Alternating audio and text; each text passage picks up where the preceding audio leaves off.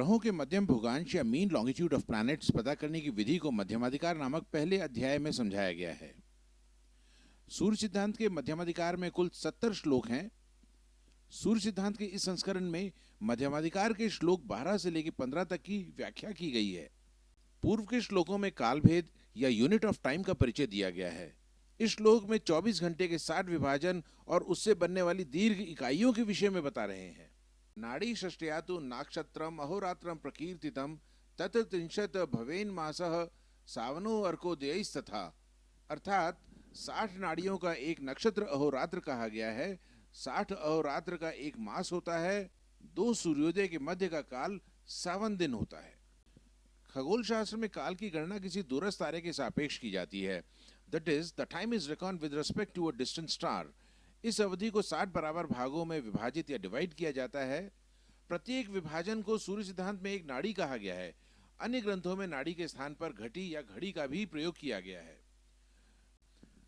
धुरी पर स्थित किसी नक्षत्र के सापेक्ष पृथ्वी का अपनी धुरी पर एक पूरा चक्र, जिसमें एक दिन और रात का युग्म होता है, अहोरात्र कहलाता है। इसे निचथेमेरॉन या डे एंड नाइट का कॉम्बिनेशन भी कहते हैं। इस श्लोक में सावन दिन का प्रयोग किया गया है। सूर्योदय से सूर्योदय पर्यंत काल की अवधि को सावन दिवस कहते हैं, या the time interval between 2 consecutive sunrise is known as a civil day. एक सावन दिन या सिविल डे को डिफरेंट ग्राफ से समझें।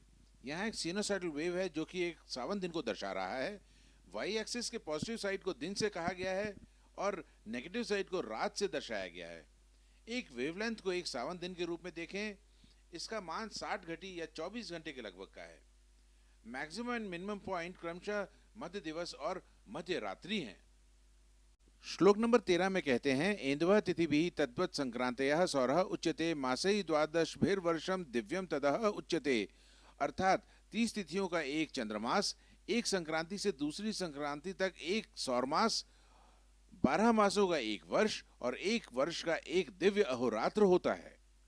अमावस्या से पूर्णिमा तक चंद्रमा 100 अंश की सूर्य से कोणात्मक दूरी को भोगते हैं। फिर आगे की 100 अंश की दूरी को तय कर अमावस्या के स्थान पर पुनः पहुंचते हैं। अतः 360 अंश की कोणात्मक दूरी में अमावस्या से अमावस्या तक की दूरी तय होती है। प्रत्यक्ष देखने पर इस अवधि में लगभग 30 दिन लगते हैं।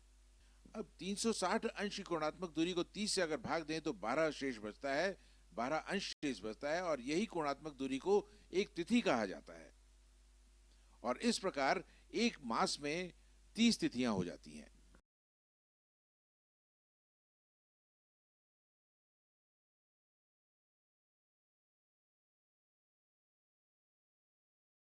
आकाश में गोलाकार भचक्र या राशि चक्र या ज़ोडिएक बेल्ट को 12 भागों में विभाजित करते हैं।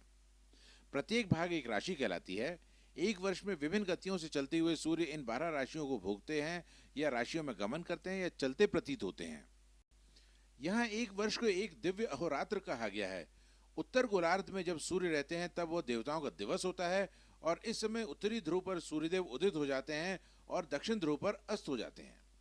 इसके विपरीत दक्षिण गोलार्ध में जब चलते हैं तब देवताओं की रात होती है। इस समय दक्षिणी ध्रुव पर सूर्योदय होता है और उत्तरी ध्रुव पर रात होती है। इसलिए कहा जाता है कि देवताओं का दिवस काल राक्षसों की रात्रि काल होता है और देवताओं की रात्रि काल राक्षसों का दिवस काल होता है। वसंत संपात से यात्रा आरंभ करते हुए 180 अंश की यात्रा काल उत्तरी गोलार्ध का होता है। इसके बाद सूर्यदेव शरद संपात से दक्षिणी गोलार्ध में प्रवेश करते हैं और अगले वसंत संपात तक दक्षिण गोलार्ध में ही रहते हैं। श्लोक नंबर 14 में कहते हैं, सुरासुराणाम मन्यो वन्यम अहोरात्रम विपर्यात तच्छष्टि षट्गुणा दिव्यम वर्षम मासुरमेव च, अर्थात सुरों और असुरों के विपरीत प्रकार से अहोरात्र होते हैं। इसके 60 का 6 गुणा अर्थात 360 सुर और असुरों के दिव्य वर्ष होते हैं। श्लोक संख्या 15 में कहा गया है, तद्वादश सहस्राणि चतुर्युगम आहृतम सूर्याब्द संख्या द्वित्री सागरे ही आयुता हते ही, अर्थात देवताओं और असुरों के वर्ष प्रमाण से 12,000 वर्षों का एक चतुर्युग कहा गया है। इसके सौर वर्षों की संख्या 432 इंटू 10,000 इज इक्वल टू 43,20,000 वर्षों की होती है। इस प्रकार श्लोक नंबर 12 से 15 तक हमने देखा कि 60 नाड़ियों की एक अहोरात्र होती है, 30 अहोरात्र का एक मास होता है, 30 तिथियों का एक चांद्रमास होता है और एक संक्रांति से दूसरी संक्रांति तक का एक सौर मास होता है। 12 सौर मासों का एक वर्ष होता है और एक वर्ष का एक दिव्य अहोरात्र होता है। 360 दिव्य अहोरात्रों का एक दिव्य वर्ष होता है और 12,000 दिव्य वर्षों का एक चतुर्युग होता है।